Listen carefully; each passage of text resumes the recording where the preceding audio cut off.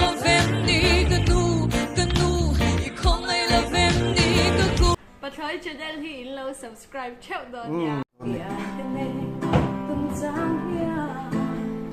Cái thiên lai ru vang lai